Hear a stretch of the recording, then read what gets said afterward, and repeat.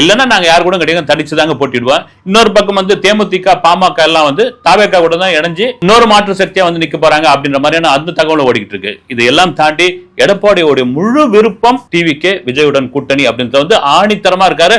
அதுதான் கடந்த அந்த பிரஸ் மீட்லயே அந்த கூட்டத்திலே சொன்ன ஒரு விஷயம். ஒரு பெரிய கட்சி அப்படின்ற ஒரு விஷயத்தை பரபரப்பா ஓடிக்கிட்டு இருக்கு. அந்த பெரிய கட்சி யாருங்க அப்படின்னா நீங்களே கண்டுபிடிச்சுங்க, காலம் வரும்போது தெரியும் அப்படின்னு. Right, okay. இதெல்லாம் மீறி ஏன் அதிமுக வந்து தாவேகாவுடன் ஒரு கூட்டணி வச்சுக்கிறதுல அவ்வளவு ஆர்வமா இருக்கிறாங்க?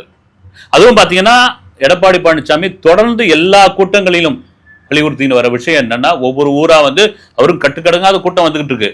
ஒவ்வொரு ஊரா சொல்ற ஒரு விஷயம் என்னன்னா, அடுத்து திமுக ஆட்சி வரக்கூடாது, அதில் நாங்கள் யாருடன் கூட்டணி வைக்கும் ரெடியா இருக்கிறோம்.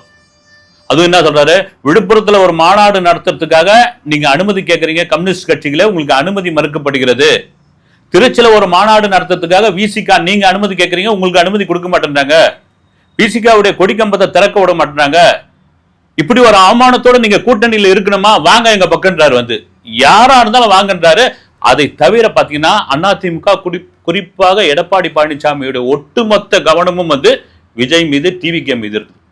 அதுக்கு இன்னொரு காரணம், மிக முக்கியமான காரணம் என்னவென்றால், அதிமுகவில் நட்சத்திர அந்தஸ்து உள்ளவர்கள் யாரும் இல்லைங்க. வந்து நீங்க ஒரு பாப்புலர் ஃபிகர்னு வாங்க, வந்து ஒரு நட்சத்திர பேச்சாளர்னு கூட யாரும் வந்து பேச்சாளர்னா பெரிய அளவுல கூட யாரும் கிடையாது. மறைந்த செல்வி ஜெயலலிதா அவர்கள் அப்படி இருந்த போது அவங்க தான் வந்து ஒரு சென்டர் ஃபிகர் வாங்கல, அது மாதிரி வந்து ஒரு அந்த கம்பீரம் அந்த இது எல்லாம். அதன் பிறகு வந்தார் எடப்பாடி.